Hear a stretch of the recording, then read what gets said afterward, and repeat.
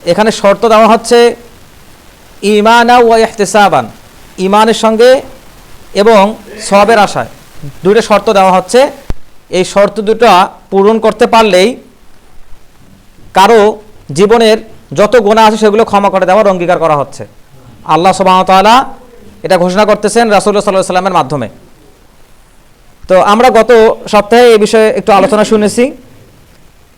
আমরা দেখেছি রমাদানের যে বিশেষ বৈশিষ্ট্যগুলো, অনন্য বৈশিষ্ট্য, যে বৈশিষ্ট্যগুলো অন্য অন্য মাস থেকে আলাদা। যেমন পবিত্র কোরআন এই মাসে অবতীর্ণ হয়েছে, এটা হচ্ছে বরকতময় মাস, পুরো মাসে রহমত বরকত মাগফিরাত থাকে। এই মাসে ইবাদতের মর্যাদা এবং ওজন অন্য অন্য মাসের তুলনায় অনেক বেশি। এই মাসে শয়তানের কার্যক্ষমতা সীমিত থাকে, শয়তানকে আল্লাহ শিকলবন্দি করেন। এবং এই মাসে আমরা সবাই কাঠামোবদ্ধ ইবাদত করে থাকি, যেগুলো অন্য মাসে একত্রিত হয় না।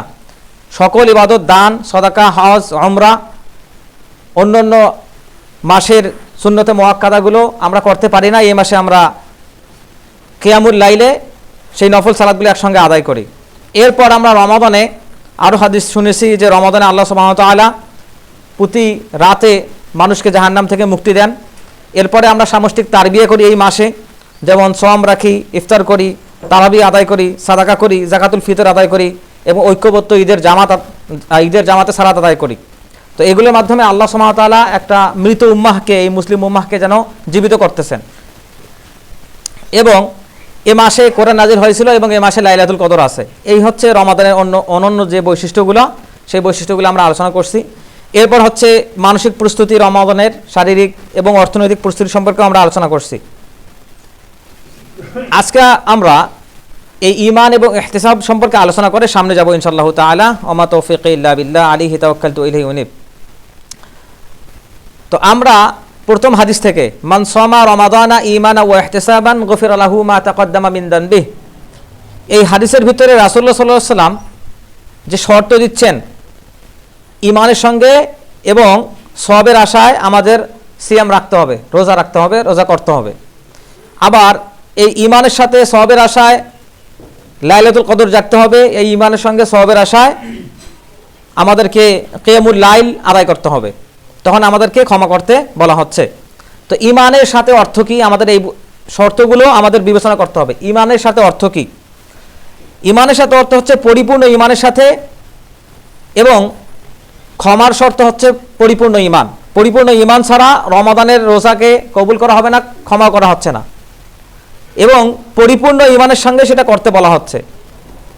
কিন্তু আমরা হাদিস থেকে এটা শুনে আসছি যে যখন কেউ একজন ব্যভিচার করে, যখন মদ পান করে, চুরি করে, যখন ডাকাতি করে, যখন গুনাহ করে, তখন একটা মানুষের ঈমান পরিপূর্ণ থাকে না, তখন ওই মানুষের ঈমান কমে যায়।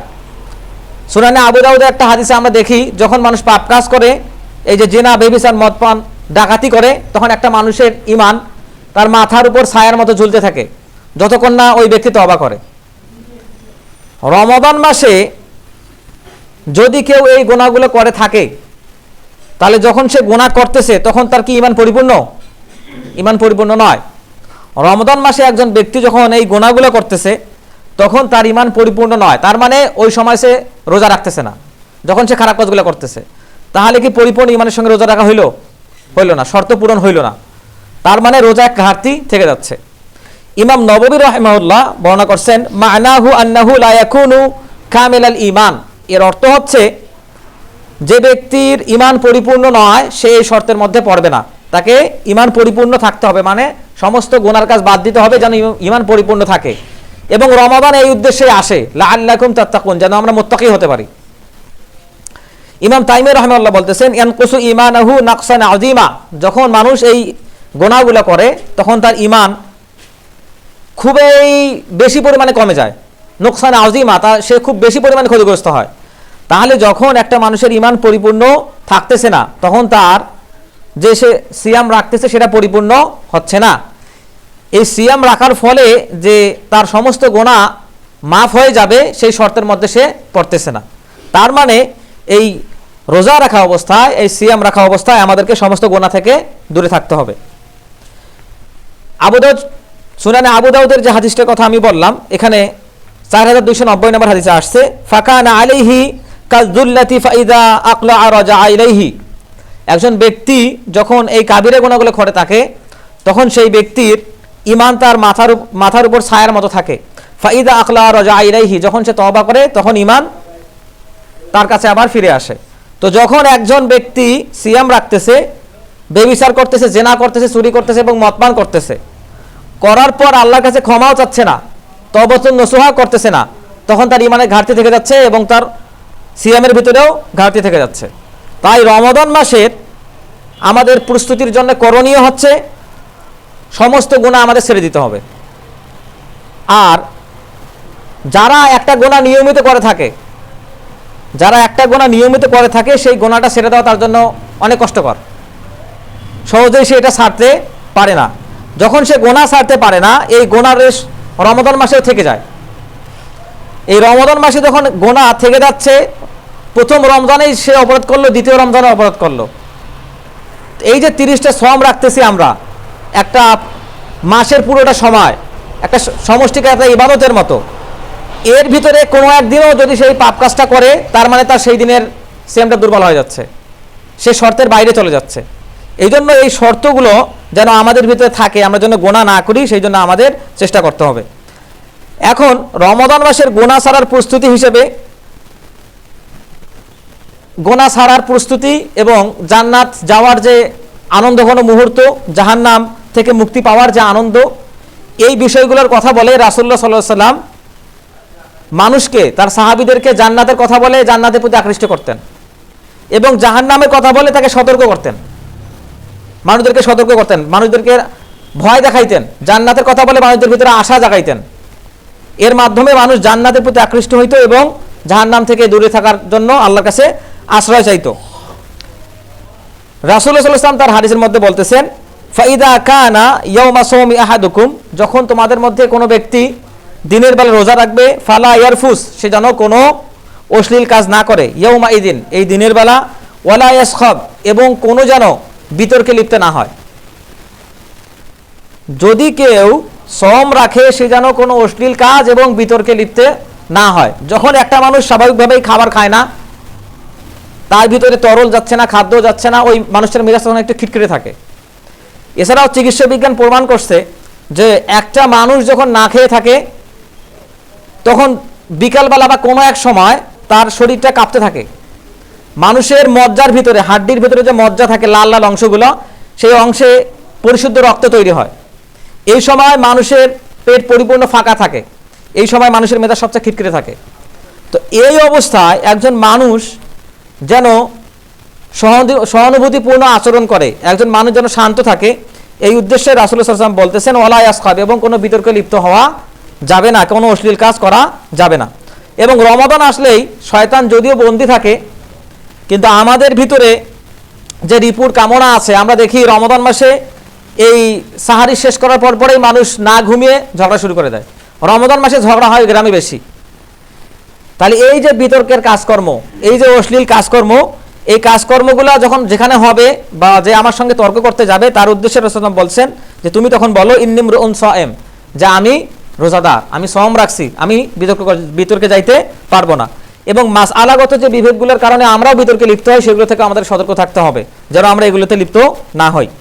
এরপর রাসূলুল্লাহ সাল্লাল্লাহু আলাইহি ওয়াসাল্লাম অন্যখানে বলতেছেন, মাল্লাম ইয়াদা কাওলা যুর ওয়াল আমালা বিহি ওয়াল জাহলা ওয়া লাইসা লিল্লাহি হাজা ফি আন ইয়াদা তাআমুহু ওয়া শারাবুহু, এটা মুত্তাফাকুন আলাইহি আসছে, সহিহ বুখারী এবং মুসলিম দুইখানেই আসছে। এখানে রাসূলুল্লাহ সাল্লাল্লাহু আলাইহি ওয়াসাল্লাম বলতেছেন, মাল্লাম ইয়াদা কাওলা যুর, যে ব্যক্তি ত্যাগ করতে পারলো না মিথ্যা কথা বলা। এরপরে কথাটা আরো গুরুত্বপূর্ণ, ওয়াল আমালা বিহি, এবং মিথ্যা আমল। এরপর বলা হচ্ছে ওয়াল জাহলা, এবং মূর্খতাপূর্ণ কাজ, মূর্খদের মতো কাজ যে পরিত্যাগ করতে পারলো না, ফালাইসা লিল্লাহি হাজা, তার রোজার আল্লাহর কোনো দরকার নাই, আইয়াদা তাআমুহু ওয়া শারাবু, তার কাছে খেয়ে থাকা এবং না খেয়ে থাকা দুটোই সমান।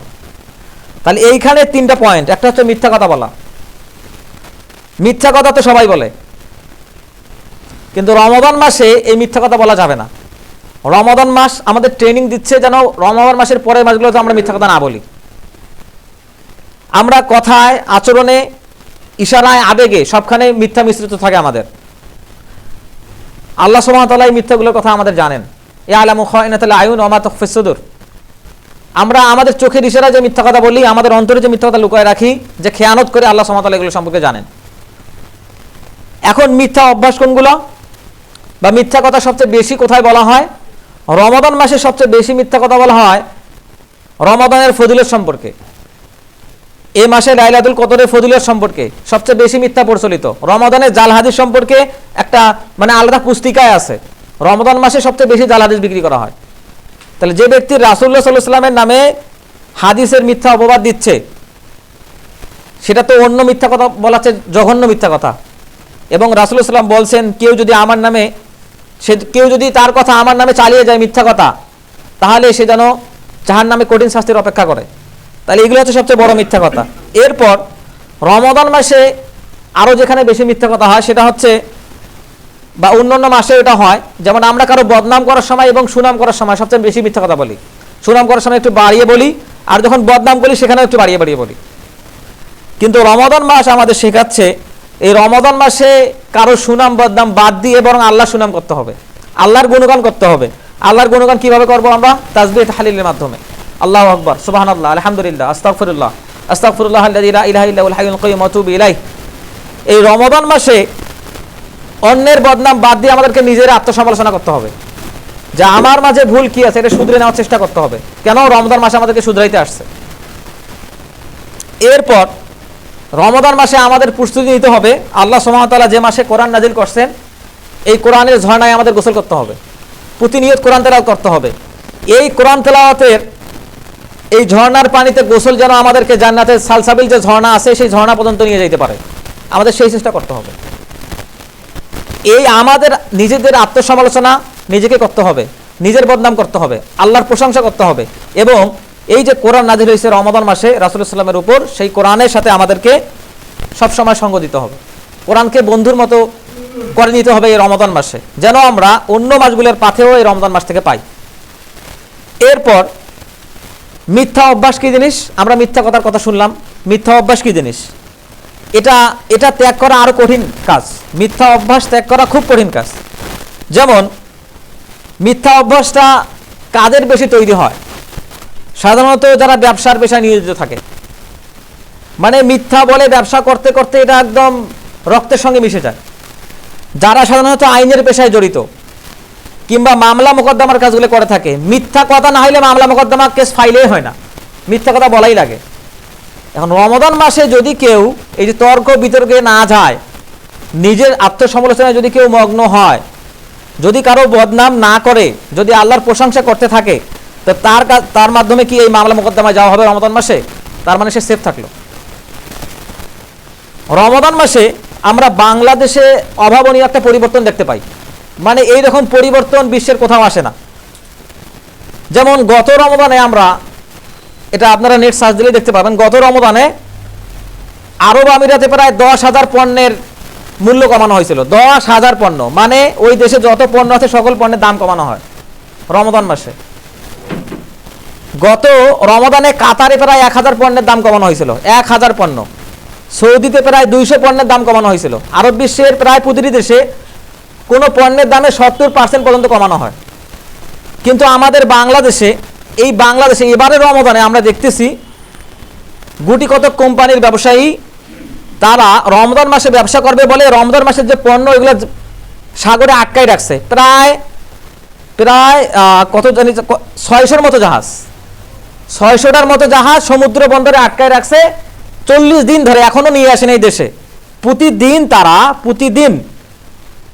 তারা 10 থেকে 15,000 ডলার ওখানে পূরণ করতেছে রাখার জন্য। ওগুলো এরা রমজান মাসে নিয়ে আসবে, এই যে 45 দিন ধরে ওখানে রাখলো সাগরের উপরে, যত টাকা খরচ হইলো সেই টাকাগুলো সব এই সাধারণ মানুষদের উপর থেকে তুলে নেবে।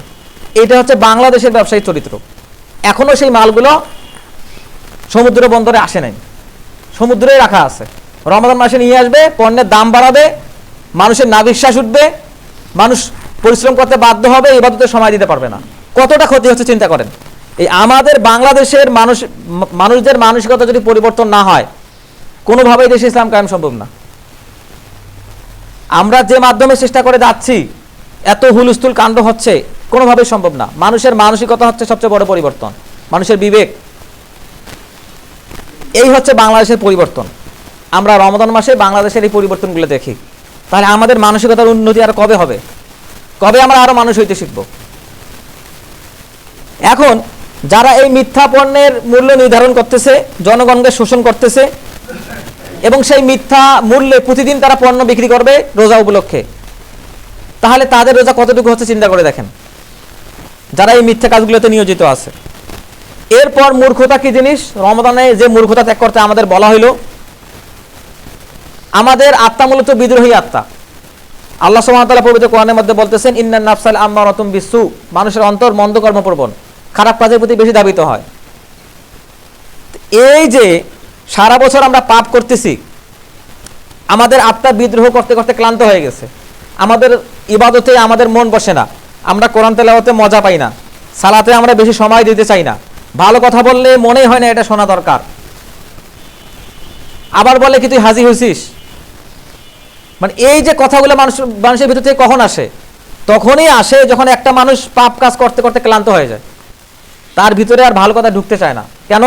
রাসূলুল্লাহ সাল্লাল্লাহু আলাইহি ওয়াসাল্লাম বলতেছেন তার এক হাদিসে যে আমাদের প্রত্যেকের ভিতরে একটা মাংসপিণ্ড আছে। যখন মানুষ পাপ কাজ করতে থাকে, সেই মাংসপিণ্ডটা ধীরে ধীরে দূষিত হয়ে যায়, কালো হতে থাকে। কালো হতে হতে হতে যখন সেই কালোর হারটা বেড়ে যায়, তখন সেই অন্তরে শয়তান জয়ী হয়। আবার একটা অন্তর থাকে, আবার আমাদের অন্তর যদি সত্য কথা বলতে থাকে, সেই কালোটা ধীরে ধীরে ধীরে ধীরে মুছে যায়, ধীরে ধীরে এই মানুষটা সত্যবাদী মানুষে পরিণত হয়, তার প্রত্যেকটা কাজে সত্যবাদী তার যে চিহ্ন সেটা দেখতে পাওয়া যায়। তাহলে এই অন্তর যদি দূষিত হয়, সে মানুষটা দূষিত হয়ে যায়, এই অন্তর যদি শুদ্ধ হয়, মানুষটা শুদ্ধ হয়ে যায়। এই জন্য রমাদান মাস আসতেছে তাজকিয়াতুন নাফসের জন্য, অন্তরের পরিশুদ্ধির জন্য। এই চেষ্টা আমাদেরকে করতে হবে। রমাদান মাসে মূর্খতাপূর্ণ যে কাজগুলো, সেই বিষয়ে যদি আমরা দেখি, আল্লাহ সুবহানাহু ওয়া তাআলা পবিত্র কোরআনের মধ্যে তার এক আয়াতে বলতেছেন, ইয়া আইয়ুহাল্লাযীনা আমানুস্তাজিবু লিল্লাহি ওয়া লির-রাসূল ইযা দাআকুম লিমা ইউহয়িকুম। রাসূলুল্লাহ সাল্লাল্লাহু আলাইহি ওয়াসাল্লাম তার এক সাহাবীকে একদিন ডাকতেছেন, সে সালাত পড়তেছে, রাসূলুল্লাহ সাল্লাল্লাহু আলাইহি ওয়াসাল্লাম ওই সাহাবীকে ডাকলেন। যখন ডাকলেন, ওই সাহাবী সাড়া দিল না, সে মনে করলো আমি তো সালাতে পড়তেছি। সালাত শেষ করে সে রাসূলুল্লাহ সাল্লাল্লাহু আলাইহি ওয়াসাল্লামের কাছে আসলো, বলল, হে অমুক, আমি কি তোমাকে ডাকিনি? তখন সে বলল, এক্সকিউজ দিল, হে আল্লাহ রাসূল, আমি তো সালাত পড়তেছিলাম। তখন রাসূলুল্লাহ সাল্লাল্লাহু আলাইহি ওয়াসাল্লাম বললেন, তুমি কি শোনোনি আল্লাহ সুবহানাহু ওয়া তাআলা কি বলছেন? ইয়া আইয়ুহাল্লাযীনা আমানু, হে ঈমানদারগণ, ইস্তাজিবু লিল্লাহি ওয়া লির-রাসূল, আল্লাহ এবং তার রাসূল যখন তোমাদেরকে ডাকে, ইযা দাআকুম লিমা ইউহয়িকুম, তোমরা তখনই তার ডাকে সাড়া দাও। সালাত ত্যাগ করে হলো সাড়া দিতে হবে। কেন? আল্লাহ এবং রাসূলের কথা শোনার ভিতরেই তোমাদের জন্য জীবন আছে। লিমা ইউহয়িকুম, যাতে তোমরা জীবিত হতে পারো, যাতে তোমরা জীবিত হতে পারো। তার মানে আমরা যখন গুনাহ করতে থাকি তখন আমরা মৃত। এমনকি পবিত্র কোরআনে সেই জাহিলি যুগের, সেই জাহিলি সভ্যতাকে মৃত সভ্যতা বলা হয়েছে। কেন? সেখানে সওয়াবের লেশমাত্র ছিল না, সেখানে অন্তরের পরিশুদ্ধি বলতে কোনো কথা ছিল না, এজন্যই ওই সভ্যতাকে মৃত সভ্যতা বলা হয়েছে। কিন্তু রমাদান মাসে সামষ্টিক ইবাদতের মাধ্যমে আল্লাহ সুবহানাহু ওয়া তাআলা এই উম্মতকে জাগিয়ে তুলতেছেন, আমাদেরকে জীবিত করতেছেন, যেন আমরা পৃথিবীকে লিড দিতে পারি। এই তাওহীদ যদি কারো শুদ্ধ থাকে, এইটা হচ্ছে আল্লাহ যে কাউকে ক্ষমতা দিবেন তার প্রথম শর্ত। তারপরে শর্ত হচ্ছে ইনসাফ, ইনসাফ করতে হবে, তাওহীদ শুদ্ধ করতে হবে। এখন এই যে তাজকিয়াতুন নাফসের মাস আমাদের কাছে আসতেছে, এর আগেই আমাদের এই কথাগুলো আমলের মাধ্যমে সেই মাসের জন্য আমাদের প্রস্তুতি নিতে হবে। এখন এই বিদ্রোহী আত্মাকে প্রশান্ত আত্মায় রূপান্তর করতে হবে কিসের মাধ্যমে? আলা বিযিকরিল্লাহি তাতমাইন্নুল কুলুব। আল্লাহ সুবহানাহু ওয়া তাআলা বলছেন, শুধুমাত্র আল্লাহর জিকিরের মাধ্যমেই মানুষের অন্তর প্রশান্ত হয়, শুধুমাত্র আল্লাহর জিকিরের মাধ্যমে এটা সম্ভব, আর কোনো মাধ্যমে নয়। আমরা সমাজে দেখি, বিশেষত আমাদের ইয়ং জেনারেশন, কোরআন তো পড়তে পারে না, কোরআন বোঝে না, কোরআন শোনেও না, গান শুনলে তাদের হৃদয় প্রশান্ত হয়। একটা ফুটবল ম্যাচ দেখা শেষ করে যখন তার দল জিতে, তখন তার মেজাজ প্রশান্ত হয়। এই যে স্যাটানিক রিচুয়ালগুলো আমাদের সমাজে চালু আছে, যেগুলো আলেম ওলামাদের যে আমাদের সম্প্রীতি, যে ভারসাম্য, যে ক্ষমতা, এটা কমানোর জন্য যেগুলো তাকে তৈরি করা হয়েছে, সেগুলো না দেখলে আমাদের অন্তর প্রশান্ত হয় না। এখন আপনি রমাদান মাসে কোরআন তেলাওয়াত শিখতে চাচ্ছেন, রমাদান মাসে কোরআন তেলাওয়াত শিখতেই তো রমাদান মাস চলে যায়। রমাদান মাসের জন্য আপনি কোরআন পড়তে পারেন, এই জন্য আপনাকে আগেই কোরআন তেলাওয়াত শিখতে হবে। কোরআন পড়া শিখতে হবে, যেন রমাদান মাসে আপনি সেই কোরআন তেলাওয়াতের ফসল তুলতে পারেন, যেন কোরআন অনুধাবন করতে পারেন, বুঝতে পারেন। সালাফগণ সেটাই করতেন। সালাফগণ পুরো রমাদান মাসের আগ পর্যন্ত তারা কোরআন তেলাওয়াত করতেন, হেফজ করতেন, মুখস্থ করতেন। রমাদান মাসে সেটা কিয়ামুল লাইলে সেই কোরআন তেলাওয়াত করতেন, এবং সে দশকের বেজর রাত্রিগুলোতে এই সালাফগণ তারা মানুষকে জড়ো করতেন, ছোট ছোট বাচ্চাদের জড়ো করতেন এবং তাদেরকে তাফসীর শোনাইতেন। এটা তাদের কাজ ছিল। কিন্তু রমাদান মাস আসলে আমরা হুট করে প্রস্তুতি নেওয়া শুরু করি, এটা সমস্যা। এখন রমাদান মাসে মূর্খতাপূর্ণ আরো যে কাজগুলো আছে, আমি মূর্খতার ব্যাখ্যা করতেছি। জাহালাত, জাহালাত শব্দের বেশ কয়েকটা মৌলিক অর্থ আছে, সেটা আমি প্রথমেই বললাম যে আমাদের আত্মা বিদ্রোহী। আচ্ছা, আমরা গত সপ্তাহের আগের সপ্তাহে ইবলিসের বৈশিষ্ট্যের কথা শুনছিলাম। ইবলিসের তিনটা বৈশিষ্ট্য, একটা হচ্ছে বিদ্রোহী, সে বিদ্রোহ করছে। একটা আবা অস্তাকবার, সে অহংকার করছে। তো এই যে মূল বৈশিষ্ট্যগুলো, অহংকার করা, বিদ্রোহ করা এবং বিদ্রোহের নেতৃত্ব দেওয়া, মানুষকে পথভ্রষ্ট করা, এগুলো হচ্ছে শয়তানের চরিত্র। এগুলো, এই চরিত্রগুলো আমাদেরকে রমাদান মাসে ত্যাগ করতে হবে, এই মূর্খতাগুলো ত্যাগ করতে হবে। এখন এই জাহালাত থেকে দূরে থাকার সর্বপ্রথম ক্রাইটেরিয়া হচ্ছে সমস্ত শিরক থেকে দূরে থাকা।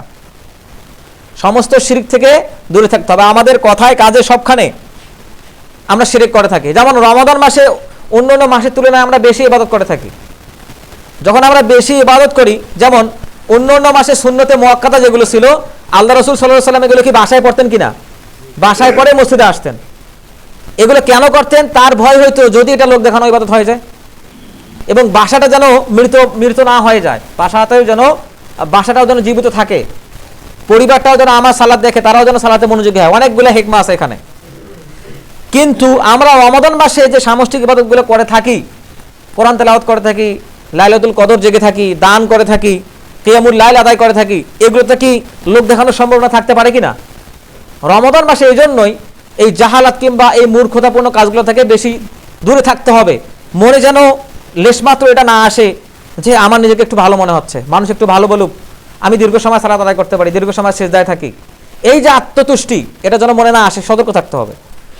রাসূলুল্লাহ সাল্লাল্লাহু আলাইহি সাল্লাম আমাদেরকে শিরক থেকে বেঁচে থাকার দোয়া শেখাচ্ছেন। দোয়া কি আমাদের মুখস্থ আছে? আল্লাহুম্মা ইন্নী আউযু বিকা আন উশরিকা বিকা ওয়া আনা আ'লাম ওয়া আস্তাগফিরুকা লিমা লা আ'লাম। রাসূলুল্লাহ সাল্লাল্লাহু আলাইহি ওয়াসাল্লাম আমাদেরকে দোয়া শেখাচ্ছেন। এই দোয়া পড়ে আল্লাহর কাছে এই শিরক থেকে বেঁচে থাকার জন্য আশ্রয় চাইতে হবে। দোয়াটা আমাদের মুখস্থ করে নেওয়া দরকার। রমাদান মাসে বিশেষত রিয়া থেকে বাঁচতে, বিভিন্ন শিরক থেকে বাঁচতে এই দোয়াটা অত্যন্ত কার্যকরী, এটা মুখস্থ করতে হবে।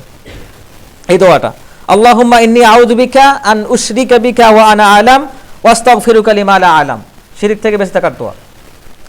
এরপর হচ্ছে সমস্ত বিদআত থেকে দূরে থাকতে হবে। কেন? একটা ইবাদতের ভিতরে যদি বিদআত ঢুকে যায়, সেই ইবাদতটা কবুল হয় না, নষ্ট হয়ে যায়। একটা ইবাদত কবুল হওয়ার শর্তই হচ্ছে সেটা রাসূলুল্লাহ সাল্লাল্লাহু আলাইহি ওয়াসাল্লামের পদ্ধতিতে হইতে হবে। তো যখন আমরা ইবাদতগুলো করে থাকি, সেই ইবাদত আল্লাহর কাছে কবুল হয় না। যে ইবাদত কবুল হচ্ছে না, সেই ইবাদতটা বিদআত হচ্ছে, নয় সেটা কাবিরা গুনাহ হয়ে যাচ্ছে, সঠিক পদ্ধতিতে না হওয়ার ফলে। যেখানে সওয়াব হওয়ার কথা সেখানে গুনাহ হচ্ছে। তো এই জন্য এই বিষয়গুলো থেকে আমাদের সতর্ক থাকতে হবে। এরপর জাহালাতের আরেকটা অন্যতম অর্থ হচ্ছে সামাজিক অবক্ষয় এবং নৈতিক অবক্ষয়। এই যে আমরা কিছুক্ষণ আগে যে ব্যবসা বাণিজ্যের কথা বললাম, সুদ, ব্যভিচার, ঘুষ, মদপান, জিনা, আসাবিয়া বা গোত্রপ্রীতি, এগুলো থেকে আমাদের দূরে থাকতে হবে।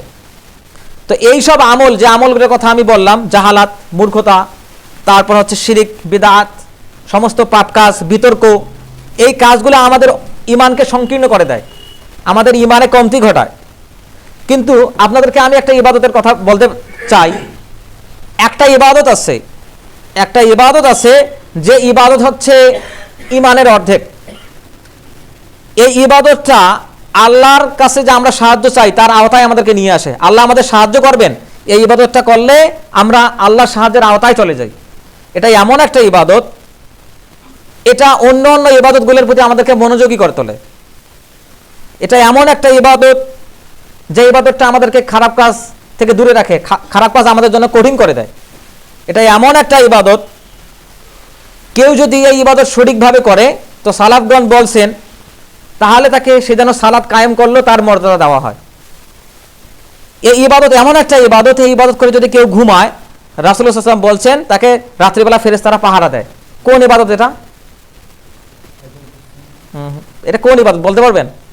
যে ইবাদতে ঈমান অর্ধেক পরিপূর্ণ হয়, যে ইবাদতে আমরা আল্লাহর সাহায্যের আওতায় চলে যাই, যে ইবাদত আমাকে অন্য অন্য ইবাদতগুলোর প্রতি মনোযোগী করে, যে ইবাদত আমাকে সমস্ত পাপ কাজ থেকে দূরে থাকতে সহায়তা করে, যে ইবাদত করলে আমি যেন সালাত কায়েম করলাম, আল্লাহ আমাকে সেই মর্যাদা দেন, যে ইবাদত করলে আমাদের অন্তরে নূর বিকশিত হয়, যে ইবাদত করলে কিয়ামতে আমাদের অঙ্গগুলো চমকাবে।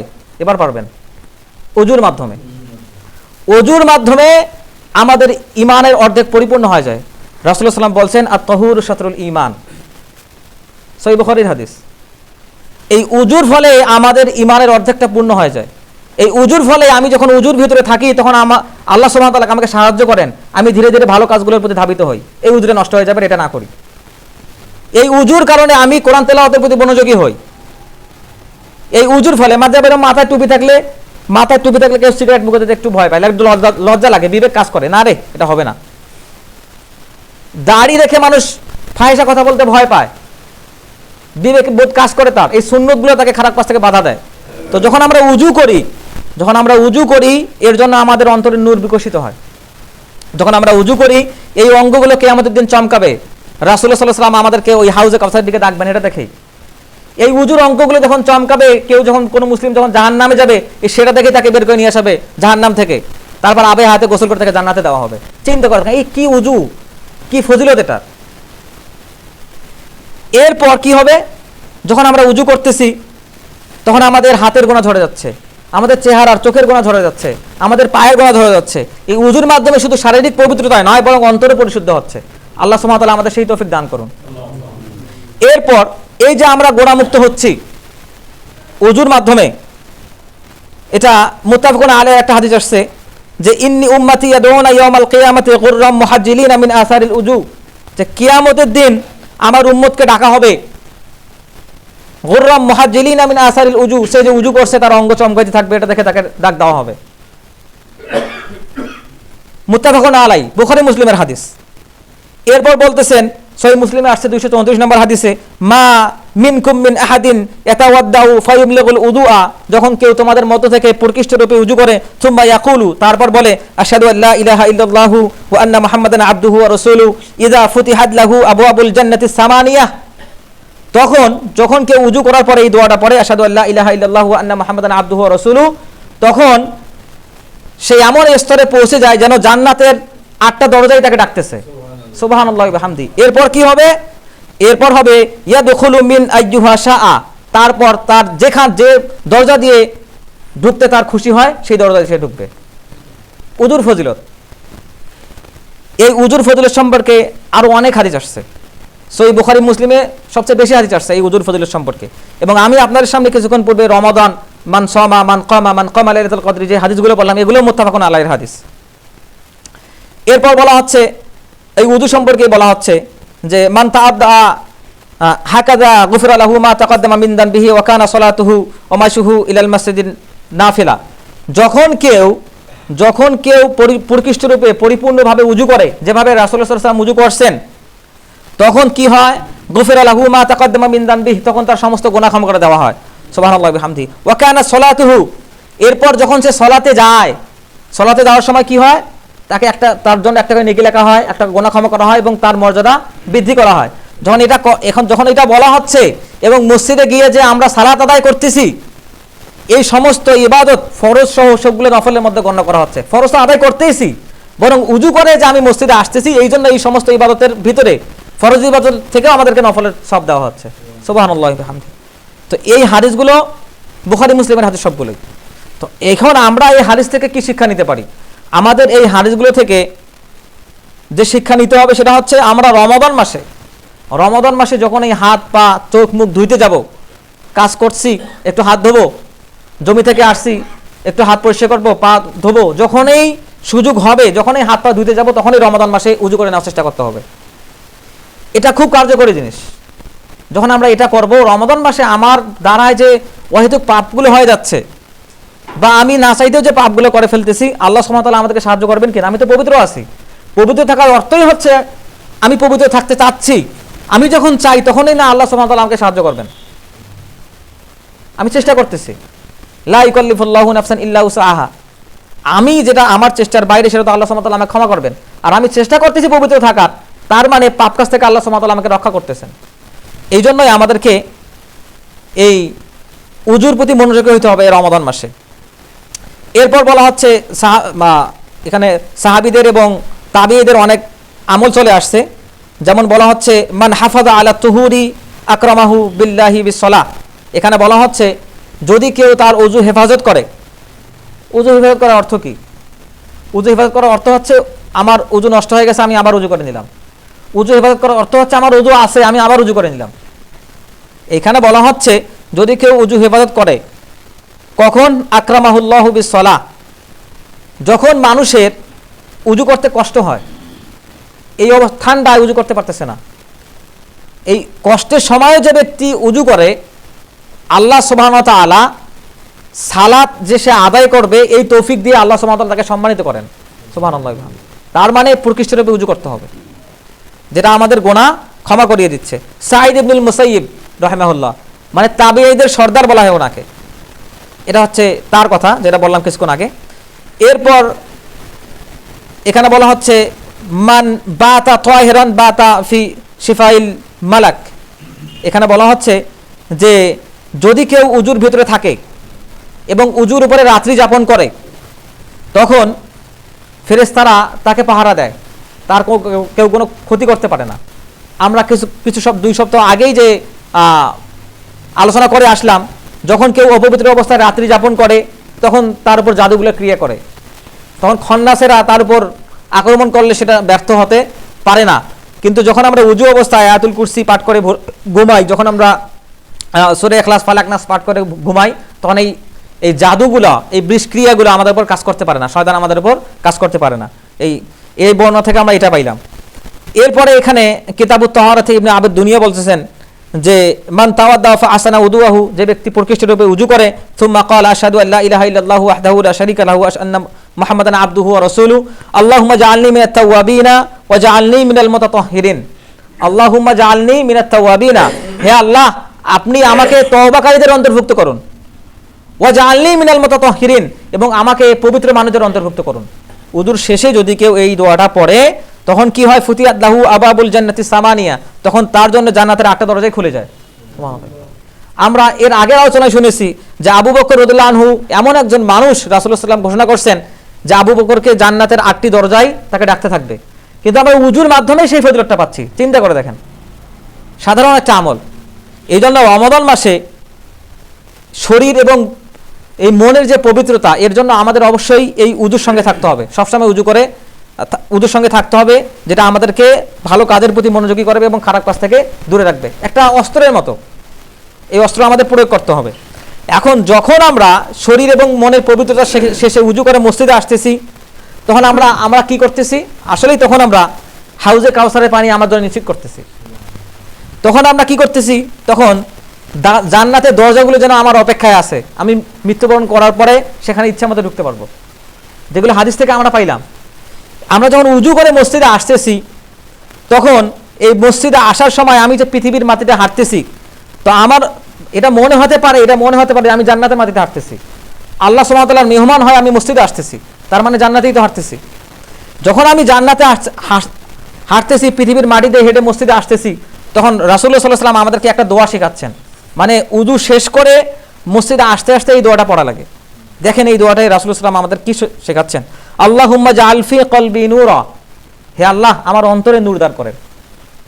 যে নূর নিয়ে আমরা সালাতে আসতেছি, যে নূর উজুর মাধ্যমে আমাদের অন্তরে বিকশিত হচ্ছে, অঙ্গগুলো যে নূরের কারণে কিয়ামতের দিন চমকাবে, সেই উজু শেষ করে যখন আমরা মসজিদে আসতেছি, তখন রাসূলুল্লাহ সাল্লাল্লাহু আলাইহি ওয়াসাল্লাম আমাদেরকে আরো নূর চাইতে বলতেছেন, আরো নূর চাইতে বলতেছেন। মানে গোনা ঝরে গেছে, ওটা তো নূর, আরো নূর চাইতেছি অর্থ আমি যেন ভালো কাজের ভিতরে যেন আমি স্থায়িত্ব অর্জন করতে পারি, এই ভালো কাজের প্রতি যেন আমি পাবন্ধ হতে পারি। এই জন্য রাসূলুল্লাহ সাল্লাল্লাহু আলাইহি ওয়াসাল্লাম আমাদের শেখাচ্ছেন আল্লাহুম্মা জাআল ফি কলবি নূরা, হে আল্লাহ আমার অন্তরে নূর দিন, ও ফি লিসানি নূরা, আমার কণ্ঠে আমার জিহ্বায় নূর দিন। আমরা সবচেয়ে বেশি কষ্ট দেই কি দিয়ে? মুখ দিয়ে তো সবচেয়ে বেশি কষ্ট দেই। রাসূলুল্লাহ সাল্লাল্লাহু আলাইহি ওয়াসাল্লাম তো ওটাই বলছেন, যে ব্যক্তির হাত এবং জিহ্বা থেকে প্রতিবেশী নিরাপদ থাকে সেই প্রকৃত মুসলিম। তো আমরা জিহ্বা দিয়ে বেশি কষ্ট দিয়ে থাকি। তাহলে এখানে জিহ্বাতে কণ্ঠে নূর চাওয়ার অর্থ কি? এটা চাওয়ার অর্থ হচ্ছে আমার জিহ্বা দিয়ে যেন খারাপ কিছু বের না হয়, প্রতিবেশী যেন কষ্ট না পায়। এরপর তিনি আমাদের শেখাচ্ছেন ওয়াজআল ফি সামঈ নূরা, হে আল্লাহ আমি যা শ্রবণ করতেছি আমার কান দিয়ে, আমার কানে নূর দিন। তার মানে খারাপ কিছু যেন আমার কানে ঢুকতে না পারে। এরপর তিনি আমাদের শেখাচ্ছেন ওয়াজআল ফি বাসরি নূরা, হে আল্লাহ আমি যে চোখ দিয়ে দেখতেছি এই চোখে নূর দেন, যেন খারাপ কিছু দেখতে না পারি। এরপর তিনি আমাদের শেখাচ্ছেন ওয়াজআল মিন খালফি নূরা, হে আল্লাহ আমার পিছনে নূর দিন, অমিন আমামি নূরা, আমার সামনে নূর দিন। ওয়াজআল মিন ফাওকি নূরা, হে আল্লাহ আমার উপরে নূর দিন, অমিন তাহতি নূরা, আমার নিচে নূর দিন। আল্লাহুম্মা আতিনি নূরা, আমাকে নূর দিন, আমাকে নূর দিয়ে ভর্তি করে দিন, আমার সমস্ত পাশে নূর দিয়ে ভর্তি করে দিন। যে নবী নাকি নূরের তৈরি, সেই নবী আবার নূর চাইতেছেন আল্লাহ সুবহানাহু ওয়া তাআলার কাছে। তার মানে কি? তার মানে তিনি আমল চাইতেছেন আল্লাহ সুবহানাহু ওয়া তাআলার কাছে, যে আমি যেন পরিশুদ্ধ হতে পারি। এই উজুর পরে যখন আমরা মসজিদে আসি তখন রাসূলুল্লাহ সাল্লাল্লাহু আলাইহি ওয়াসাল্লাম আমাদেরকে এই দোয়া পড়তে বলতেছেন। এটা মুত্তাফাকুন আলাইহি, সহিহ বুখারীর 6316 নম্বর হাদিসে আসছে এবং সহিহ মুসলিমের 763 নম্বর হাদিসে আসছে। এই দোয়াগুলো আমাদের মুখস্থ করতে হবে, রমাদান মাস উপলক্ষে হলেও মুখস্থ করতে হবে, যেন আমরা অন্য মাসে আমল করতে পারি। এখন এই যে চোখের গুনাহ আমাদের ঝরে যাচ্ছে, আমাদের পঙ্কিলতা দূর হয়ে যাচ্ছে, শয়তান, আমরা কিছুদিন আগেই, কয়েক জুমা আগেই আমরা শয়তান আমাদের চারপাশ থেকে আক্রমণ করে, এটা আমরা শুনে আসছি কিভাবে চারপাশ থেকে সে আক্রমণ করে। এখন রাসূলুল্লাহ সাল্লাল্লাহু আলাইহি ওয়াসাল্লাম আমাদেরকে যখন শেখাচ্ছেন আমার সামনে পিছনে ডানে বামে চোখে কানে সবখানে নূর দিন, তার মানে শয়তানকে আমরা এই উজুর মাধ্যমে পরাস্ত করতেছি। যখন মসজিদে আসতেছি তখন পরাস্ত করতেছি। সুবহানাল্লাহি ওয়া বিহামদিহি। চিন্তা করে দেখেন, মানুষ নাকি কিয়ামত খুঁজে পায় না, অথচ আমরা প্রতিটা, এই আমরা মুসলিমরা, আমরা তো কিয়ামতের অন্যতম নিদর্শন। আমরা প্রতিটা আমলে পৃথিবীতে বিচরণ করতেছি, কিন্তু এই আমলের মাধ্যমে জান্নাত পর্যন্ত বিচরণ করতেছি। একখানে দুনিয়া, পরের ঠিক পরের বর্ণনাতেই আবার আখেরাত, তারপরে আবার দুনিয়া, তারপরে আবার আখেরাত। একখানে তাওহীদ, একখানে ইবাদত।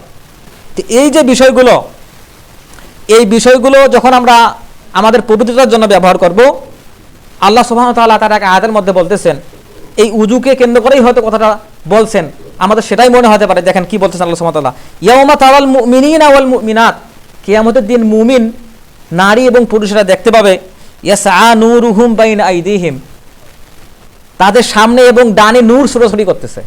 সুবহানাল্লাহি ওয়া বিহামদিহি। মুমিন নারী এবং পুরুষরা কিয়ামতের দিন দেখতে পাবে তাদের ডানে এবং সামনে নূর ছড়াছড়ি করতেছে।